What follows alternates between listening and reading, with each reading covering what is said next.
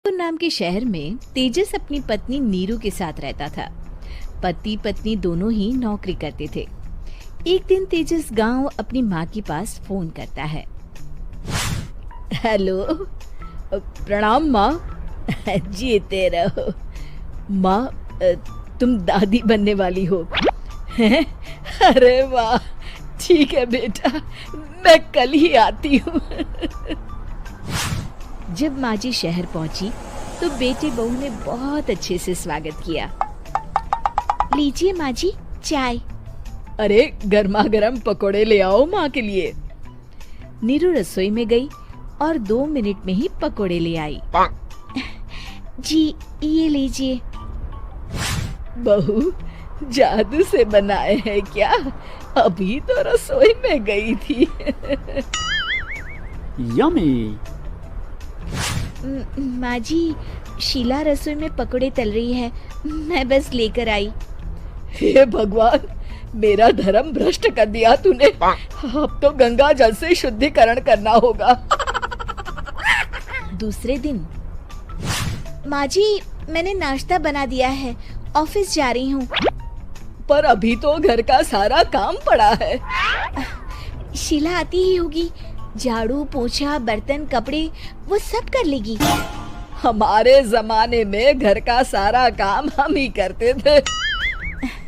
जी माँ जी, आप बहुत होशियार हैं, मैं घर ऑफिस दोनों नहीं संभाल पाती। तो जरूरत क्या है घर से बाहर जाकर चाकरी करने की? वैसे भी घर का काम खुद करने से घर में बरकत आती है, समझी? पर माँ जी। पर वर कुछ नहीं, इस महीने की पगार मिले फिर ऑफिस बंद है। हाँ। रात को नीरू तेजस से कहती है, सुनिए जी, माँ जी बोल रही थी कि मैं नौकरी छोड़ दूं। वैसे ठीक ही तो है, अभी तुम्हें आराम की जरूरत है।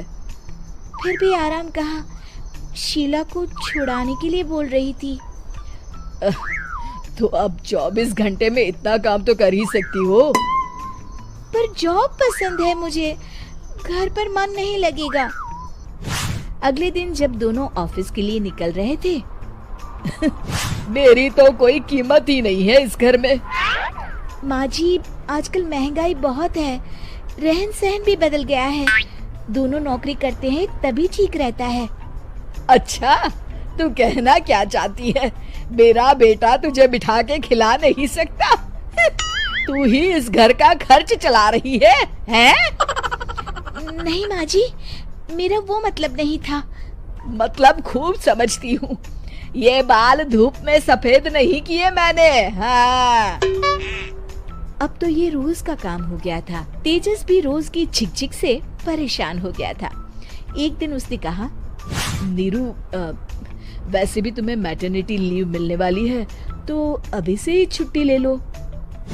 पर क्या, मेरी सैलरी अच्छी खासी है। आखिर नीरू ने रिजाइन कर दिया। जब बच्चा हुआ तो घर में सब बहुत खुश हुए। कुछ दिनों बाद तेजस फाइल देख रहा था। क्या हुआ तेजस, कुछ परेशान लग रहे हो? हाँ, वो हमारी जितनी सेविंग्स थी वो तो हॉस्पिटल में और छठी के फंक्शन में नीरू।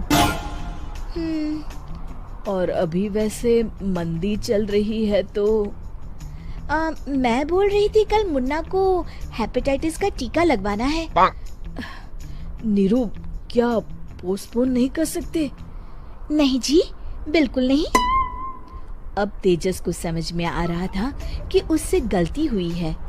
पैसों की कमी का असर घर के माहौल पर भी पड़ रहा था। अगले दिन, बेटा मेरा चश्मा और ये दवाइयाँ ले आना, पर्चा देते हुए माँ जी ने कहा। जी। तेजस, मुन्ना के लिए दूध का डिब्बा और डायपर भी ले आना, और ये किराने के सामान की लिस्ट है, इसे भी लाना है। तेजस गुस्से में लिस्ट मरोड़कर फेंकता है और चिल्लाता है, पैसे क्या पेड़ पर उगते हैं? ये ले आना, वो ले आना। अरे पर ये जरूरत का सामान ही है।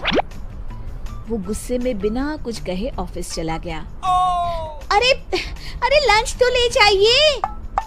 नीरू दौड़कर डिब्बा पकड़ाती है। एक दिन खाना खाने के बाद, नीरू, अब तो मुन्ना कुछ बड़ा हो गया, तो अब तुम वापस ज्वाइन कर लो ना जॉब। पर इस रिसेशन में जॉब मिलना बहुत मुश्किल है। ट्राई तो करो। फिर मुन्ना?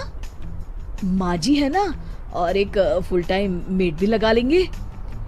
पर माँ जी, उन्हें तो पसंद नहीं। तभी माँ जी वहाँ आ जाती है और प्यार से नीरू के सर पर हाथ फेरते हुए बोलती है, अब मेरी समझ में आ गया बहू, पहले के और अब के समय में अंतर है। तुम काम शुरू करो, मुन्ना की जिम्मेदारी मेरी। मेरी प्यारी माँ जी। ये कहकर नीरू